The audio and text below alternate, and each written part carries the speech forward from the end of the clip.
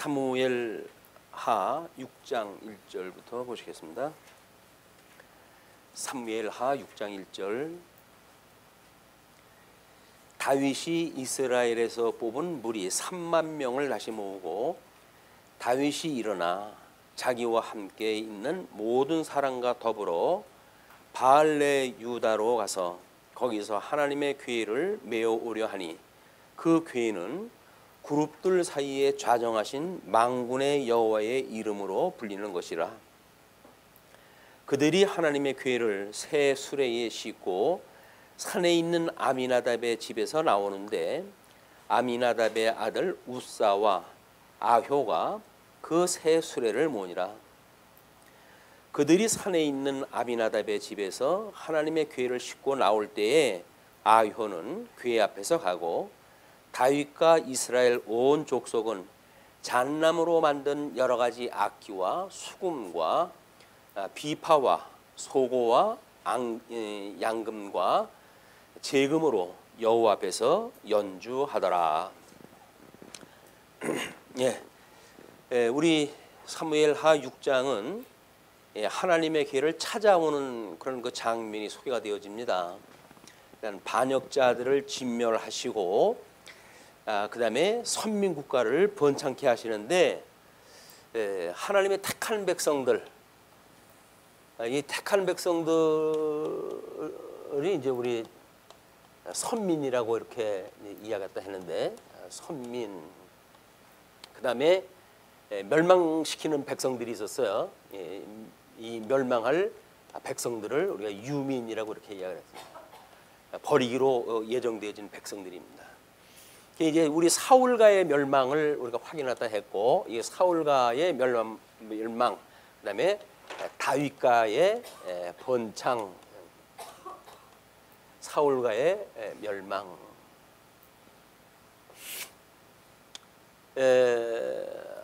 우리 이제 이스라엘 백성들은 자기네들이 아브라함의 자손인 것을 자랑을 했다 해가지고 아브라함의 자손인 것을 자랑을 해가지고 예수님한테 책망을 들었죠. 왜? 하나님은 길가에 돌을 가지고도 하나님의 아들, 언약 자손입니다. 하나님의 아들들을 만드실 수 있다고 이렇게 이야기를 했다 해요. 그러므로 너희들이 아브라함의 자손인 것을 자랑하지 마라. 이건 우리 구약 성경에 기록되어진 이런 그 모형적이고 또는 이제 그림자적인 이런 그 계시 방식에 대한 거를 유대인들은 특별히 이거를 기능적으로 이해를 했다 하는 것이 이제 예수님의 책망 내용이었어요. 예수님께서는 끊임없이 이 성경이 나에 대하여 지금 증거한 건데 예수님에 대한 거는 빼버리고 기능적으로 해가지고 어떻게 뭐 이제 우리 주제에 맞춰 보게 되면 성전의 예배, 이 성전 예배를 중심으로 해가지고 살아갈 것인가에 대한 이야기거든요. 근데 이스라엘 백성들이 가나안 땅에 들어갈 때부터 이제 우리 모세 오경을 통해 가지고 광야에서 이 성전에 대한 성막의 완성이 이루어지죠. 이 성막의 완성이 이루어지고 그리고 이제 이거를 법궤를 앞서 가지고 가나안 땅에 들어가게 되거든요. 이 가나안 땅에 들어가게 되어지는데 이 가나안 땅에 처음 들어갔을 때 이제 그것이 우리가 그 주보에 나와져 있는 대로 길갈입니다. 길갈에다 이제 진을 치고 이 법궤가 여기서 말해 이 지었던 이 법궤가 이 길갈에다 진을 치고 이걸 중심으로 해가지고 백성들이 모인 거예요. 그래서 이때만 해더라도 하나님의 법궤 중심으로 해가지고 이 진이 짜이게 됩니다. 이 진, 이스라엘의 진. 이스라엘은 이제 이때는 군대라고 이렇게 군대. 우리 이제 새로운 땅에 들어가가지고 이걸 전부 정복을 갖다 해야 될 군대인데 믿음의 군대들인데 이 군대가 진을 짤 때에 지금 법궤를 중심으로 해서 진을 짜요. 이거는 이미 광야 생활을 했을 때 정지되어져 있을 때의 이제 그 방법과 진행을 할 때의 방법이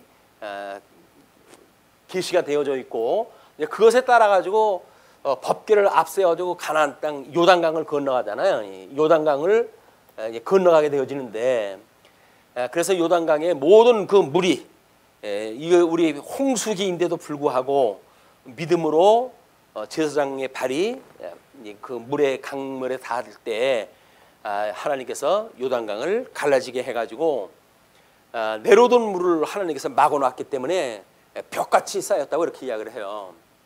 우리는 뭐 요즘 이제 21세기에 들어와가지고 이 과학이라고 하는 걸 이야기할 때 과학과 성경 이렇게 해가지고 뭔가를 동등한 입장에서 비교를 갖다 하려고 그러는데 이게 말이 안 되는 겁니다. 이 과학은 넷째 날 하나님께서 넷째 날 이후에 만들어 놓은 것이 우리 자연 세계예요. 이게 자연계고 해 아래서의 이 자연계인데 이게 첫째 날서부터 셋째 날까지 만든 거는 신령한 세계의 이야기입니다. 신령한 세계의 이야기고 넷째 날 이후가 이제 자연계를 통해 가지고 뭐 해 아래서 만들어진가는 여기서 뭐 모든 과학이 만들어졌죠. 이 과학은 뭐 자연 과학이 됐든 인문 과학이 되어졌던 또는 뭐 또 무슨 뭐예요 이제 이런 모든 그 과학의 영역이 결국은 넷째 날 이후의 걸 가지고 인간들이 연구를 갖다 해가는 거기 때문에 하나님의 이 신령한 세계를 계시했던 이 성경에서 이야기하는 이런 신령한 세계에 대한 거는 이거하고 비교가 될 수가 없는 거예요 이게. 그래서 우리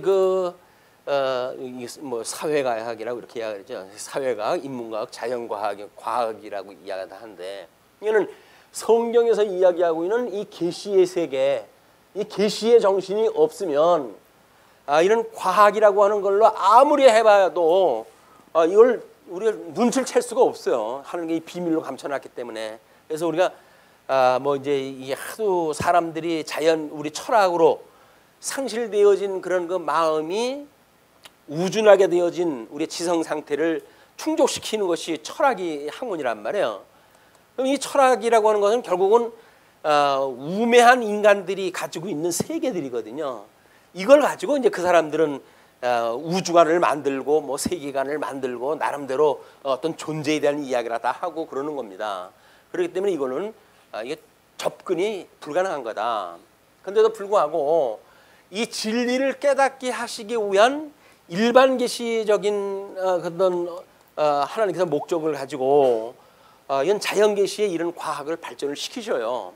이 철학 세계도 마찬가지입니다. 그래서 우리가 이제 뭐 예수님 오시기 전에 헬라 시대가 도래되면서 뭐 헬라 철학이라든지 뭐 이런 걸로 해가지고 결국은 철학의 세계가 구체화되어지고 그걸로 해가지고 이 신관에 대한 걸 연구하기 시작했다 해가지고 뭐 이제 우리 요한복음에서 이야기하는 것처럼 로고스의 개념이라든지 하는 그것도 철학적인 용어였어요. 그때 당시에 그 철학적인 용어를 어차피 여기서는 세상 사람들이 쓰는 용어들 아니에요. 그럼 이거를 어떻게 계시적인 용어로 쓰는가에 대한 거는 계시의 정신이 있는 이런 사람들에게 성령의 감동을 주어가지고 새로운 용어를 이제 쓰게 만드시는 거거든요. 그러니까 성경에서 이야기하고 있는 철학적 용어라고 하더라도 세상에서 쓰고 있는 거기서 말을 차용을 해왔던 거라 할지라도 세상에 있는 용어를 가지고는 이 세계의 같은 용어를 설명할 수가 없어요. 그렇기 때문에 우리가 이제 이 성령의 감동을 받아야 인식의 주관자인 성령께서 권능을 줘가지고 이 하나님의 말씀을 깨닫게 하시는 이런 그 사역에 의해 가지고 진행이 되어지는 거거든요. 그런데 이제 이스라엘 백성들이 그 육적인 계시의 방식을 가지고 나름대로 이제 이 다윗과 이 사울과에 대한 번창과 멸망에 대한 걸 논하게 될 때 지금 다윗의 그 생각은 얼마나 성전에 대한 그 사랑하는 마음을 가지고 있는 사람입니까 다윗이.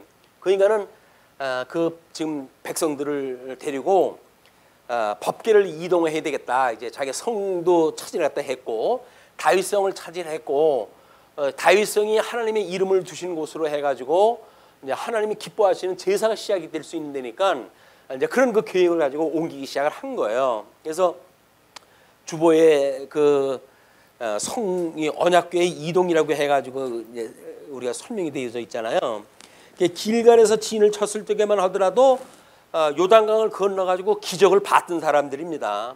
그런데 그걸 실로로 해가지고 실로에 있기 전에는 베델에 있었을 가능성이 있다라고 이야기를 하는데, 왜냐하면 길갈에다가 있고 진을 치고는 시간이 제법 격해가지고 왜냐면 이제 거기에 뭐 이제 그 여리고성과의 뭐 투쟁이라든지 아이성과의 그런 싸움이라든지 그런 걸로 인해 가지고 이제 뭐 어떤 그 변동이 있었을 거 아니에요.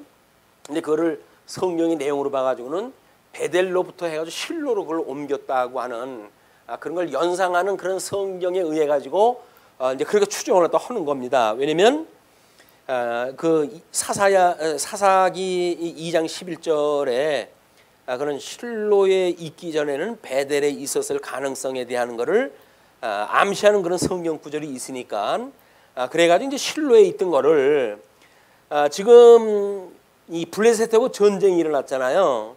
그 전쟁이 일어나니까 블레셋과의 이 아멕 전투에서 법궤를 끌고 오는 거예요.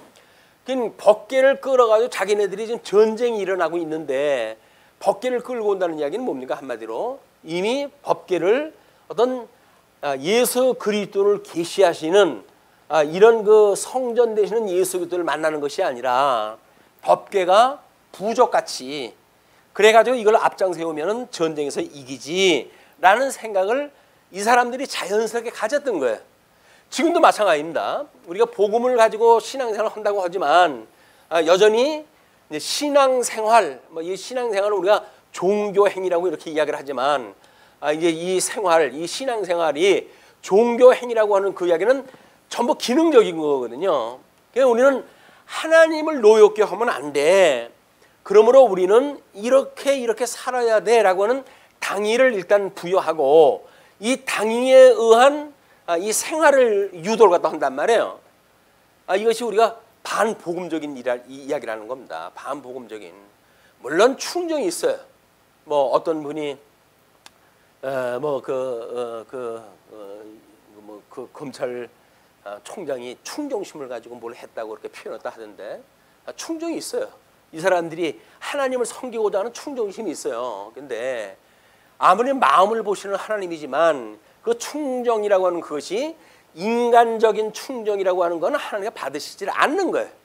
어떻게든지 하나님께서 기뻐하시는 뜻이 무엇인가를 통해 가지고 이제 이런 그 계획을 세우고 해야 되는데 인간들은 어쩔 수 없이 타락되어져 있는 본성에서 훈련되어져 있기 때문에 예수님을 믿는 성도라 할지라도 인간적인 걸 가지고 하나님 앞에 충성을 이야기를 하고 신앙생활을 이야기를 하고 뭐 이런 거 당위에 의한 이걸 이야기를 하거든요.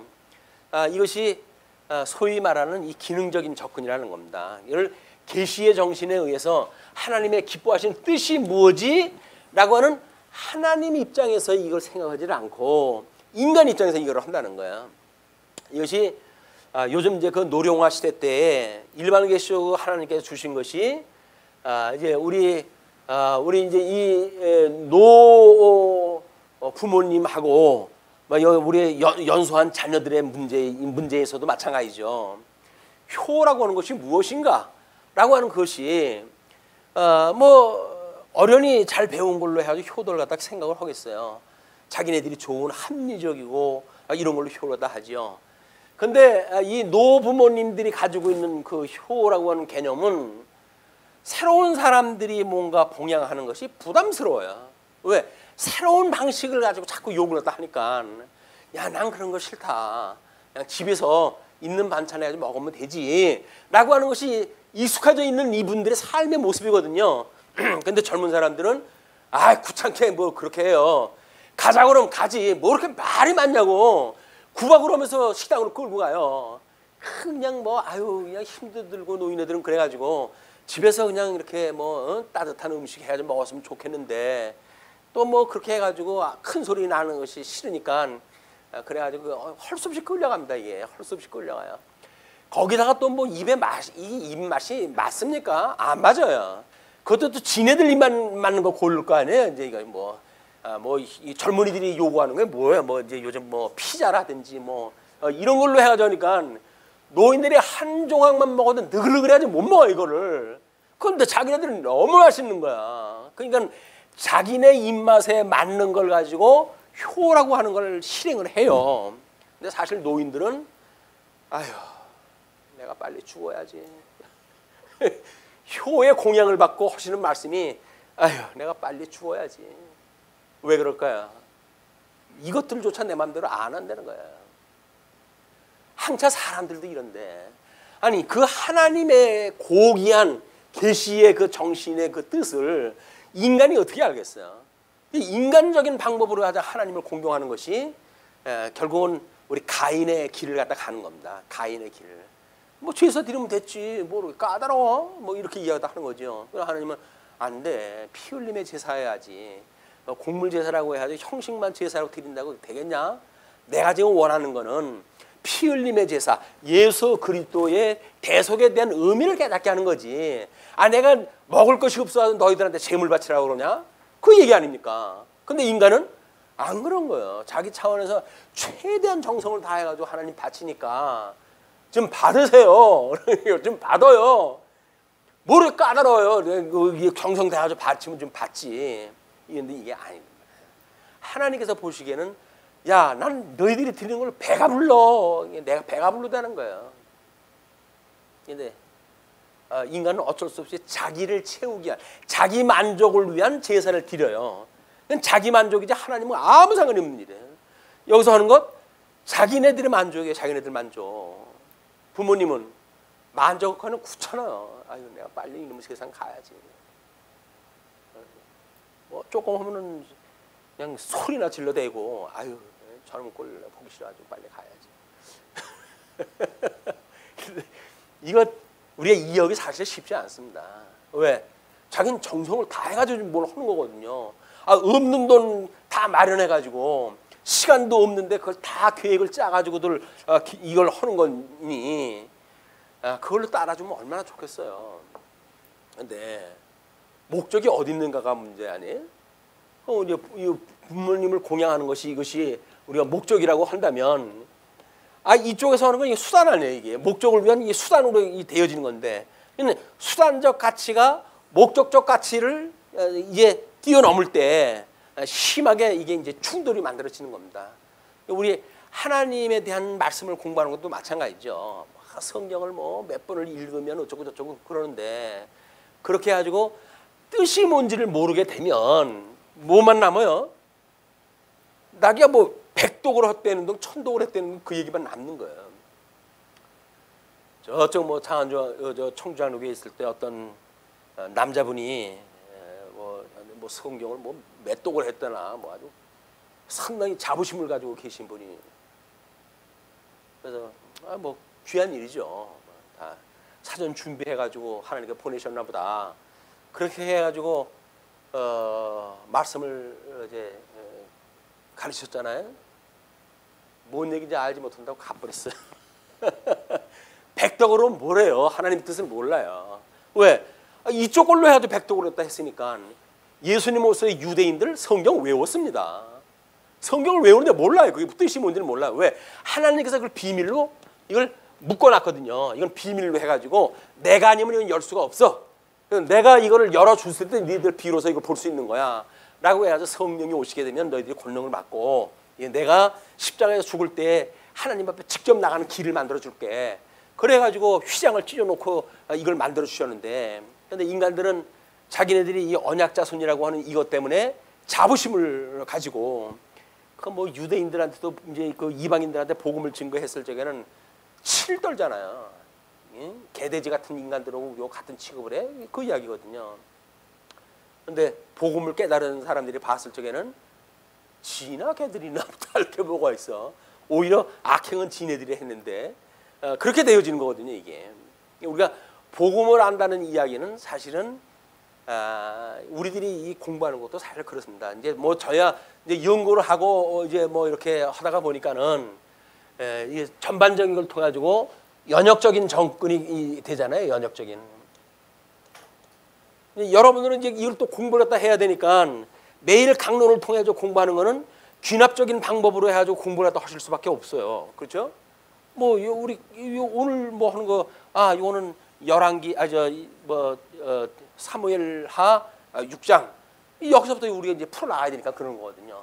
근데 저는 이 연역적으로 해가지고 전 성경을 이야기를 하면서 지금 여기에 있는 내용이 무엇인가의 의미를 설명하기 때문에 이거를 일반적인 방법으로 해가지고는 알아듣기가 힘든 거예요, 이게. 근데 이건 어쩔 수 없이 거쳐야 될 과정이다. 저도 이걸로 시작을 해가지고 공부를 했으니까 공부를 하다 보게 되면 전체의 그 하나님의 그 뜻을 우리가 깨닫게 되어지고 그러면 연역적으로 우리가 설명을 해 나갈 때가 오니까 그때까지는 우리가 공부를 또 어쩔 수 없이 해야 전체적으로 우리가 알게 되어진다. 그래서 전 성경을 끊임없이 이제 이야기를 하고 그러는 거는 귀납적인 그 방법을 이제 손에 내려놓고 연역적인 방법은 내려다 볼 수 있게끔 이렇게 공부를 해가기 위해서 그렇게 시도하다 하는 겁니다. 지금 법계의 이동이라고 하는 그 차원이 이제 그 블레셋에 갔다가 거기에서 다곤 신상의 그 기적적인 일을 갖다 보이시고 이 사람들이 가드 지방으로 갔다가 뭐 그게 해결이 안 되어지니까 결국은 법계를 돌려보내잖아요. 돌려보내 가지고 있었던 것이 지금 어디예요?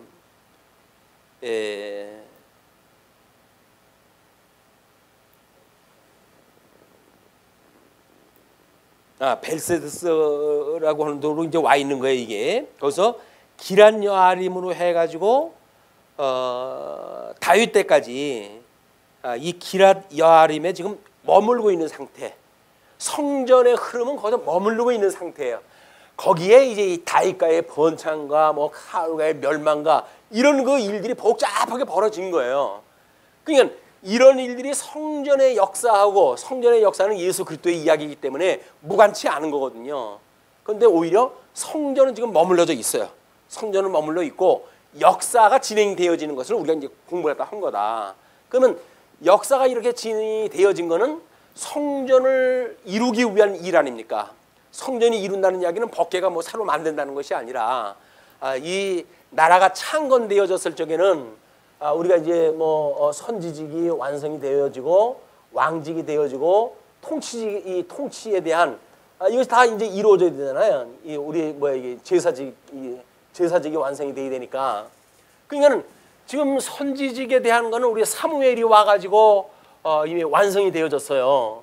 그리고 왕에 대한 거는 이제 사무엘 이후에 뭐 왕도 기름을 붓고 그다음에 선지자도 기름을 부어가지고 선지자들이 만들어졌고 그리고 다윗이라고 하는 유다 지파로부터 성경이 원하시는 하나님의 뜻에 의한 유다 지파로부터 왕의 홀이 끝나지 않는다고 하는 그런 그 예언의 말씀을 따라가지고 다윗의 기름을 부어가지고 성경에 이게 되어졌단 말이에요. 그러면 우리 이 제사직의 완성이라는 이야기는 성전을 중심으로 한 제사인데 그렇게 되면 이것이 하나님이 기뻐하시는 터에 이것이 이제 세워져야 될 거예요. 그것이 우리 다윗성입니다. 다윗성. 하나님께서 이 다윗성을 하나님 나라의 수도로 삼으신 거 아니에요? 이건 하나님 나라의 수도가 되어졌기 때문에 지금 여기서 이제 통일 왕국의 왕위가 시작이 되어지기 때문에 이 나라가 완성이 되어졌을 때 성전이 이 중심에 있는 것 그걸 우리가 작정과 그다음에 예정이라고 하는 이런 그 그림으로 해가지고 설명이 되어졌던 거예요. 그러면 다윗성이라고 하는 나라 이 나라가 있고 거기에 복이 되어지는 이 복 되시는 예수 그리스도가 있는 곳 하나님의 이름을 두신 것 그 성전이 이쪽에 있어야 되는 것이 하나님의 이 언약을 이루어가시는 섭리 방법의 이 예표란 말이에요. 이게 그러니까는 다윗성에 대한 거는 끊임없이 하나님께서 주셨던 이 땅 언약과 상관이 되어져 있고 그리고 이 성전에 대한 거는 제사라고 하는 이런 거 연결이 되어져 있기 때문에 지금 이 의와 나라라고 하는 이 두 개의 양대 언약을 중심으로 해가지고 하나님이 역사 설명을 갖다 해가셔요.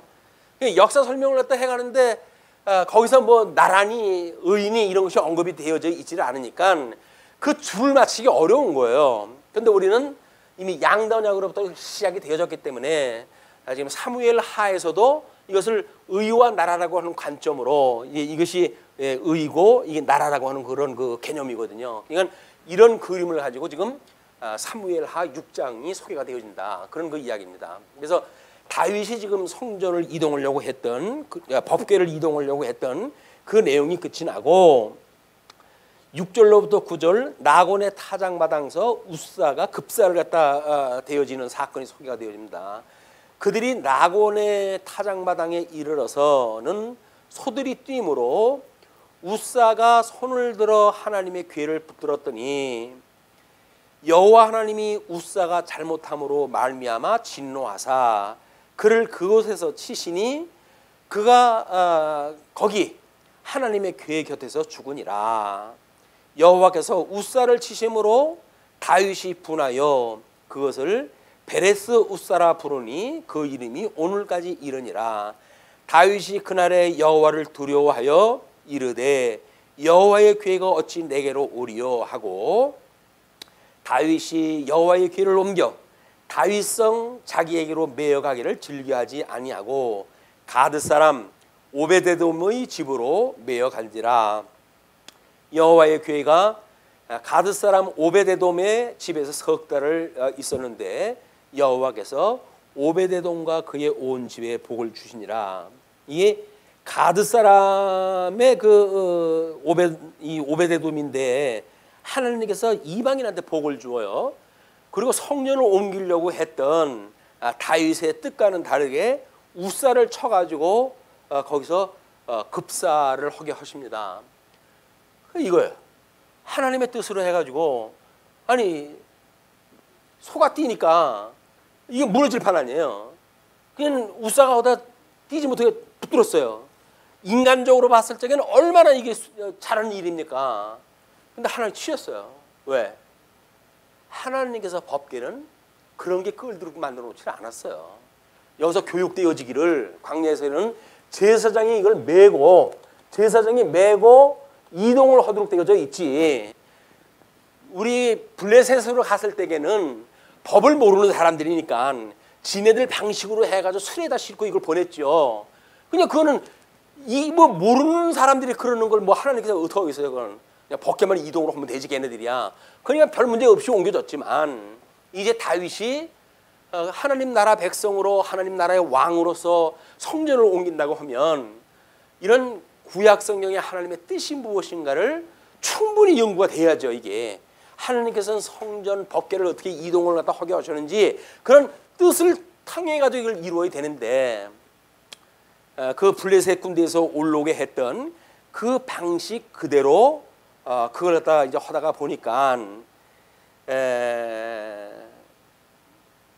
그 소들이 띠므로 지금 우사가 손을 댔잖아요.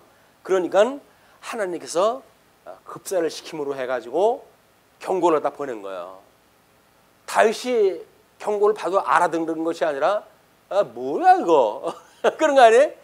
노여워 가지고 그랬대잖아요. 다윗이 그 궤를 갖다가 그쪽에 해가지고 두려워하는 그 이야기가 하나님과 우사를 치심으로 해가지고 다윗이 분해가지고 그것을 베레스 우사라고 해가지고 이름까지 지어놨어요. 근데 베레스 우사라고 하는 이름이 이 사무엘서 기록할 때까지 있다고 하는 걸로 보아가지고는 다윗이 이걸 기념으로 삼아야 될 일이에요. 이게 하나님의 뜻대로 아니면 하나님께서 아무리 사랑하는 자라고 할지라도 치신다. 이걸 깨달아야 되는 건데 다윗은 썩만 냈지 그냥 거기서 그냥 물러났어요. 그런데 12절로부터 16절 법궤를 다윗성으로 모셔 드리는 일이 이제 소개가 되어집니다. 어떤 사람이 다윗 왕에게 아뢰어 이르되 여호와께서 하나님의 궤로 말미암아 오베데돔의 집과 그의 모든 소유에 복을 주셨다 한지라 다윗이 가서 하나님의 궤를 기쁨으로 메고 여기서부터 이제 메고 오는 거야. 정신이 들었어요. 메고 오베데돔의 집에서 다윗성으로 올라갈세. 복을 주었다고 하는 그 이야기의 이제 충격을 받은 거예요. 복의 근원이신 우리 하나님이 어찌하여 내가 법궤를 옮길 적에는 우사를 치시더니 오베도돔의 그 이방인 집에다가 성전을 주실 땐 그 집에다 복을 주셨는가. 하나님과 복을 주신 거는 택한 백성이든지 버림을 받기로 되어진 이방인들인지 이건 상관없이 하나님 주시는데 그게 이유가 뭔가. 법궤가 거기에 있었기 때문에 그렇다는 거거든요. 그럼 법궤가 그쪽에 있었다는 이야기는 내가 하나님이 기뻐하시는 뜻대로 하나님 나라의 수도에 성전을 갖다 세워줘야 된다고 한다면 마땅히 이게 하나님 기뻐하시는 뜻일 텐데 그러면 왜 치셨을까라고 하는 것이 충분한 우리 어떤 그 사색이 되지 않았을까 그런 생각이 들어요. 왜?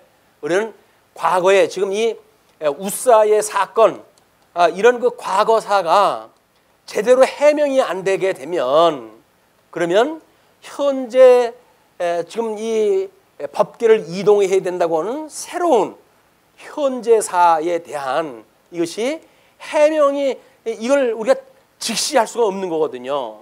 그러니까 여기서 지금 다윗이 멀쩡하게 법궤를 옮길 수 있고 기쁜 마음으로 옮길 수 있다는 이야기는 과거사가 해명이 됐다는 거예요.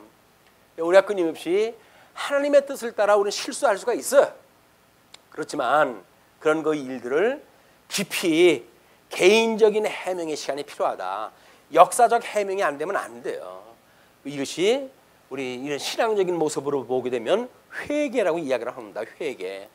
회개의 역사가 있어야 우리가 이런 은혜를 입는 하나님의 그 아들로서의 살아가는 그런 것이 보이고 그리고 우리가 어떻게 칭의함을 받았는지가 깨달아졌을 때 비로소 이 성화의 관계를 통해 가지고 하나님께서 우리로 하여금 성례를 통해 가지고 견인을 갖다 해 가신다고 하는 걸 믿게 되어지거든요. 그러니까 과거에 우리가 어떻게 구원을 받았는지에 대한 과거의 이 해석이 제대로 안 되면 우리는 성화에 대한 과정을 오해를 할 수밖에 없어요. 난 구원 받았는데 뭐 이제는 이렇게 해가지고 신앙생활에 별로 관심을 안 둡니다. 그러나 우리가 이 양자 하나님의 은혜로 내가 칭의함을 받았지 그래서 하나님의 아들이 된 거야. 그렇다고 한다면 성화 과정을 통해 끊임없이 온전케 하신 예수 그리스도를 바라보는 거예요. 그것이 우리 세례와 성찬으로 해가지고 주님께서 기념하라고 했던 기념의 사건이에요. 뭘 기념하라는 거예요? 예수 그리스도의 십자가의 사건을 기억하라는 겁니다. 우리가 어떻게 구원받았는지에 대한 걸 기억하라는 이야기예요. 이것이 유월절 사건이기도 하다.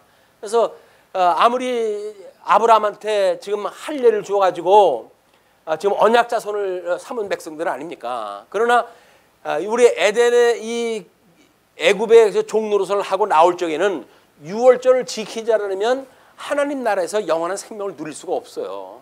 유월절을 지켜야 되는 것이 그렇다. 그래서 세례와 이 할례와 유월절 이것이 세례와 성찬에 대한 이야기다. 이건 구약의 모형적으로 보여준 것과 실체적으로 이루어진 사건에 대한 의미예요. 이것이 천주교에는 칠성례가 있었는데 개혁 의지가 약해가지고 종교의 개혁자들이 두 개를 남겨놨다든지 이런 건 전혀 아니에요. 그 종교 개혁자들이 개혁 의지가 약했던 사람들 아니에요. 목숨을 걸고 했던 사람들이에요. 근데 왜 두 개를 남겨놨는가? 구약 성경의 예표로 보여준 사건이거든요. 이게 그냥 신약 성경에 와가지고 이걸 없애면 안 되는 거예요. 그래서 우리가 우리 성도를 받을 때 우리의 이 세례도 주고 그리고 그들로 하여금 매년 우리 절기를 따라 가지고 성찬을 허물어 해가지고 그걸 기념하는 일이다. 이런 그 의미를 모르게 되면 애들 장난처럼 그런 거 소꿉 장난처럼 그런 거 왜 하냐라고 이야기를 하는데 주님께서 기념하라고 했으면 그런 뜻이 있겠지. 그럼 그게 믿고 그냥 성찬을 또 하면 되지. 뭘 자기 생각을 가지고 소꿉 장난처럼 이 시대에 그러다 해야 됩니까? 라는 이야기를 주님께서 하라고 그러는데 지가 뭐 잘났다고 그걸 뺍니까? 빼기를. 이게 인간 말종들이 해가는 일이란 말이에요. 이게 하나님의 뜻과는 상관없어. 지 타락한 이성으로 생각되어지는 그 이성을 충족시키는 방법을 갖다 자꾸 이런 걸 갖다 해낸다. 교회를 합리적으로 운영을 갖다 하고 이렇게 되어지는 거예요. 그러니까 지금 주님의 몸된 교회 우리 이 세 가지 직임이 있는 것이 뭡니까? 이게 우리 이 목사와 장로와 집사를 세우는 일 아니에요. 이게 왜? 우리 성령께서 우리한테 은사를 줘가지고 예수 그리스도의 직임을 주님의 몸된 교회를 통해 가지고 이걸 성취해 가시는 걸 직접 보여주시는 사건인데, 거기서 무슨 뭐 회중교회가 어쩌니 저쩌니 해가지고 장로 필요가 없다는 둥, 뭐 이 목사 세우는 거, 목사가 성경에 어디 목사라는 얘기가 있냐 해가지고 목사라는 걸 뺀다는 얘기. 아니 목사라는 얘기는 없어서 목자라는 이야기야. 목자. 목자라고 하는 것보다 그냥 목사가 낫지 않습니까? 목자라 그러면 진짜 양을 치는 사람처럼만 보이잖아요. 그냥 성령 가르치고 목양하고 하는 의미가 다르게 있는 가르칠 자 스승사자도 쓰고, 우리 그 목양을 갖다 해야 되는 목자도 쓰고 아주 목사로 해가지고 그런 다원화되어져 있는 의미를 함축적인 용어로 해도 썼더니, 헌되는 얘기가 성경에 목사라는 이야기가 없는데 왜 목사라고 쓰냐? 뭐라고 쓰면 좋을까요? 연구위원이라고 쓰면 좋겠지. 에? 그러니까 이게 체제 개혁인이 망발을 갖다 하는 거예요. 성경이 왜 그렇게 했는지, 하나님의 뜻이 뭔지 이걸 생각을 해야지. 인간이 생각하고 있는 자기네들 생각을 가지고 체제 개혁을 한다고 그러니까 온 교회의 교인들이 이리 찢어지고 저리 찢어지고, 그리고 마치 분봉왕의 왕들이나 된 것처럼 낙엽 주워 먹기를 갖다 하고 있는 것이, 이게 도대체 말이 됩니까? 성경 신학이라고는 이 고귀한 이런 그 신학 체제를 가지고 그 짓을 하면 되겠어요? 난 이게 믿어지질 않아요. 뭔가 진리 체계가 오해가 있으니까 그렇지, 진리 체계를 가지고 어떻게 이렇게 인간 생각으로 해야 돼 그런 일들이 벌어집니까? 근데 이거를 어떤 당연한 해명이 없이 그냥 끌고 가지고 그 제도를 갖다 쓰겠다고요?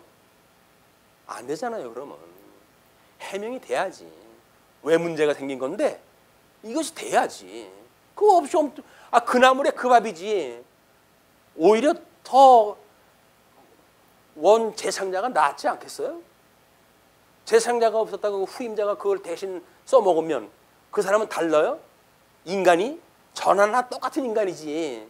하나님께서 이 은혜로 붙들어 주시지 않으면 여기에 가지고 있는 제도를 가지고는 되는 방법이 없어요.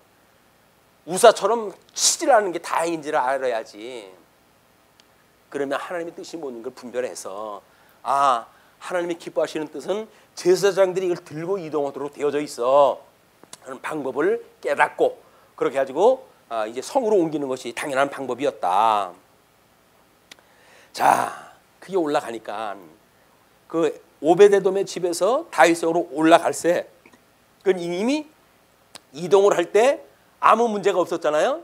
그건 뭐예요? 소들로 몰고 갈 때하고는 양상이 다르네. 깨달았을 거 아니에요. 뭐 다 가는 과정이고 뭐 여기서 그러는 것이 아니라 이미 출발전서부터, 과거는 소가 뛰어놀아가지고 그 난장판이 되는데 이제 방법으로 해가지고 메고 올라가다 보니까는 이미 출발이 순조롭잖아요. 여기 하나님께서 허락하신 길이란 말이에요. 하나님께서 허락하신 길은 순조롭게 열리게끔 되어져 있어요. 물론 망하게 하는 길도 하나님께서 준비를 갖다 해놓으시게 되면 그게 진짜 생명의 길인 줄 알고 가는 망하는 길이 나오지만, 여기에서 그거는 하나님이 기뻐하시는 뜻대로 갔기 때문에 가능해진 일이다. 그래서 여호와의 괴를 맨 사람들이 6걸음을 가매, 우리 삼보일배라고 하는 요즘 그게 나오고 그러잖아요. 얼마나 사람들이 말을 갖다 안 들어주면 힘없고 이렇게 한 사람들이 다른 사람들한테 자기의 진정성을 어떻게 하면 전달이 될까요? 인간적인 방법으로. 그러니까는 3발짝 가고 한 번 엎드려가지고 절을 갖다 하는 이런 이 삼보일배에 공을 들여가지고 제발 나 좀 봐달라, 내 충동심을 봐달라 이야기를 하는 거예요. 그런데 힘 있는 사람들이 그거 봅니까? 쟤네들 뭐 한다냐? 이런 일 때문에 지금 그거 이렇게 시위하고 있는 겁니다. 이거 할 일들 없다. 왜? 지네들은 그 일을 안 해도 다 해먹고 사니까. 그 사람들이 절박함을 몰라요. 타락한 인간들이 가지고 있는 제일 속성이 뭐예요? 함께 울지 않는다는 겁니다. 그 사람들이 어떤 고통을 당하는지 공감이 없어요. 우리 공감이 없다는 이야기는 뭐예요? 한마디로 우리의 마음이 말라 비틀어져 가지고 죽어져 있는 나뭇가지예요. 나뭇가지, 죽어져 있는 나뭇가지.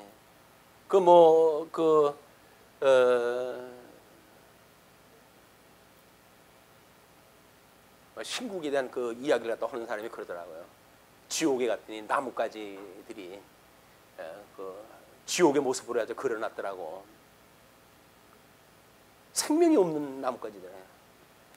근데 우리 주님께서 우리들한테 생명을 주시는 분이라고 하는 걸 깨닫게 되어지는 것이 지금 여기 본문에서 어떻게 직임을 통해 가지고 나라가 완성되어져 가는가. 이거는 우리가 지금 현재 섬기고 있는 교회의 행정의 원리이기도 해요. 이게 행정의 원리 따로 특강을 갖다 듣는 것이 아니라 이렇게 뭐 창건되어지는 하나님의 나라의 그 원리가 나와져 있으니까 이걸 배울 수가 있는 거 아니에요, 이게? 그런 그 감을 가지시고 우리가 확인했다 해드렸으면 좋겠어요. 자, 그렇게 해가지고 이제 그들이 이제 세 발자국 6걸음을 갖다 가매 다윗이 소와 살진 송아지로 제사를 드리고 엄청난 그 기쁨을 갖다 노를 갖다 한 거죠. 이게 뭐 한번 절하는 정도가 아니에요. 지금 제사를 갖다 드릴 정도니까. 다윗이 여호와 앞에서 힘을 다하여 춤을 추는데 그때 다윗이 배 에봇을 입었더라. 배 에봇이라는 건 뭐예요? 이미 과거사 해명에서 충분한 회개의 마음을 가지고 지금 이동을 다 하고 있다는 걸 우리한테 보여주는 거죠. 다윗과 온 이스라엘 족속이 즐거이 환호하며 나팔을 불고 여호와의 궤를 메워 오니라.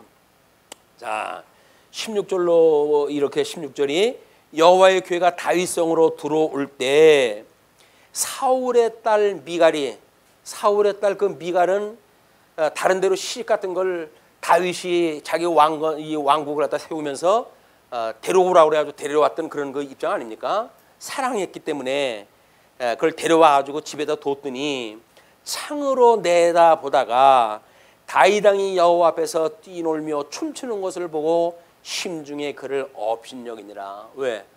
사울 왕가 출신이거든요. 사울 왕가에서 그 공주로 뭐 귀중한 그런 간의 교육을 받으면서 이 성장을 갖다 했던 미갈인데 다윗 채신물을 보니까 아유 저것도 왕이라고 본 거야 이게.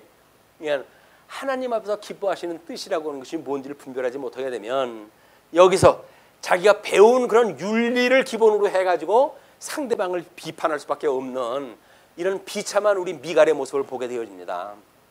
근데 이제 그 업신여기니라. 여호와의 궤를 메고 들어가서 다윗이 그것을 위하여 친 장막 가운데 그 준비한 자리에 그것을 두매 다윗이 번제와 화목제를 여호와 앞에 드리니라. 다윗이 번제와 화목제 드리기를 마치고 만군의 여호와의 이름으로 백성에게 축복하고 모든 백성 곧 온 이스라엘 무리에게 남녀를 막론하고 떡 한 개와 고기 한 조각과 건포도 떡 한 동이씩 나누어 주매 모든 백성이 각기 집으로 돌아가니라.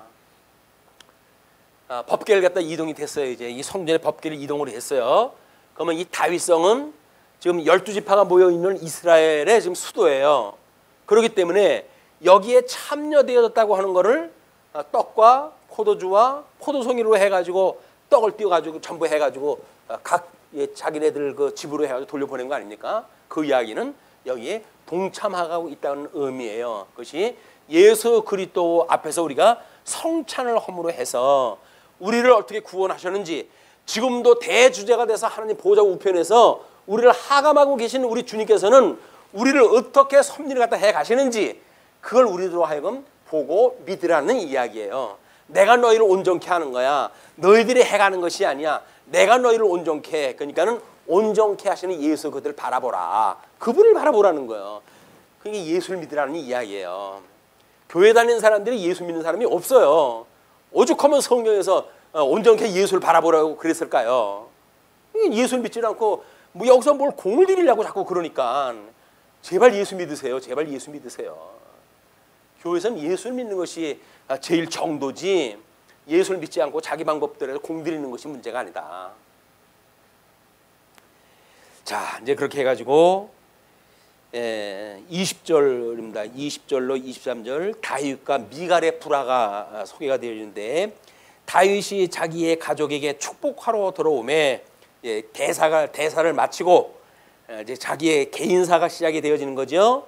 축복하러 돌아오매 사울의 딸 미갈이 나와서 다윗을 맞으며 이르되 이스라엘 왕이 오늘 어떻게 영화로우신지 방탕한 자가 염치 없이 자기의 몸을 드러내는 것처럼 오늘 그의 신복의 계집종의 눈앞에서 몸을 드러내셨도다 하니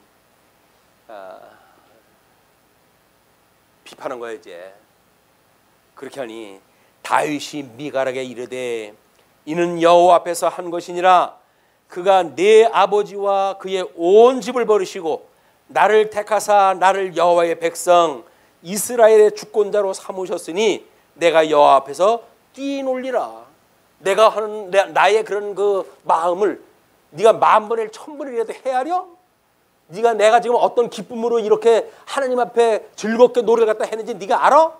거기서 네가 사울의 그 모든 일가를 멸망을 시키시고 나를 왕으로 세우시는 하나님 앞에 내가 즐겁게 찬송하다 하는데 네가 그 딸로 해가지고 나를 비아냥거려?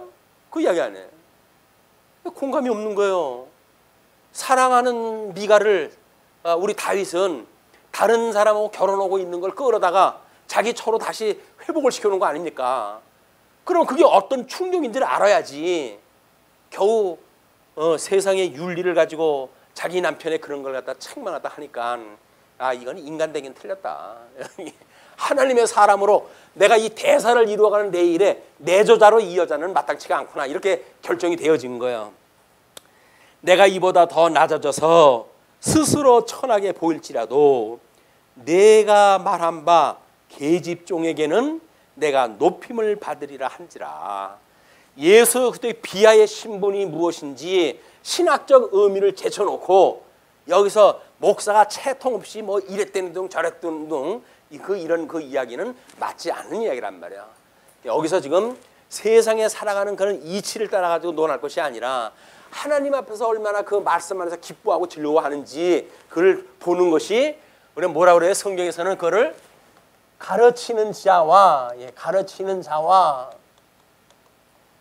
좋은 것으로 함께해라. 좋은 것으로 함께하라. 함께. 좋은 것이 뭐예요? 사랑이죠. 사랑하는 거. 복음을 가지고 진리를 가지고 가르치는 자가 가르치는 그 복음을 가지고 함께 기뻐하라 그 이야기예요. 근데 뭐 좋은 곳으로 그랬더니 그 가르치는 자와 좋은 곳으로 함께하는데 목사한테 좀 좋은 곳 좀 줘야지.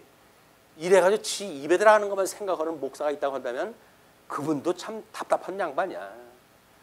그만큼 먹으면 됐지. 뭐 맛있는 걸 달라고 그 뭐 형편 안 되는 그 성도님들한테 자기 입에 맞는 음식 달라고 그 아우성을 쳐요.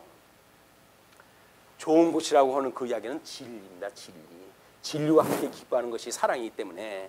그래서 그러므로 결론이 떨어지죠. 사울의 딸 미갈이 죽는 날까지 그에게 자식이 없으니라. 자식이 없다는 이야기는 뭐예요? 열매가 없다는 이야기야. 열매가. 우리 전도로 하게 되면 아들도 낳고 딸도 낳고 해가지고 믿음의 사람들을 자꾸 낳아야 되는데 낳질 못해. 그 이야기는 뭐예요? 입이 닫혀가지고 복음을 전할 수가 없어. 그것이 열매 없는 나무예요. 열매 없는 나무. 우리가 복음을 증거하는 그런 그 일들이 우리 물론 일반적인 삶을 통해 가지고 그런 복음을 드러내는 향기로서 냄새로서 그리스도 향기를 갖다 내는 이런 증인의 역할을 하지요. 그러나 우리들이 그런 것이 본분인 걸 깨닫게 되어지게 되면 좀 더 적극적인 방법으로 그래서 이제 12년 차 되어지는 내년서부터는 전도 외에 또 다른 제2의 전도 방향 이런 것들을 한번 구체적으로 논의해보는 시간이 마련이 됐으면 좋겠다는 생각이 듭니다. 예, 오늘 말씀은 여기서 줄이죠. 기도하시겠습니다.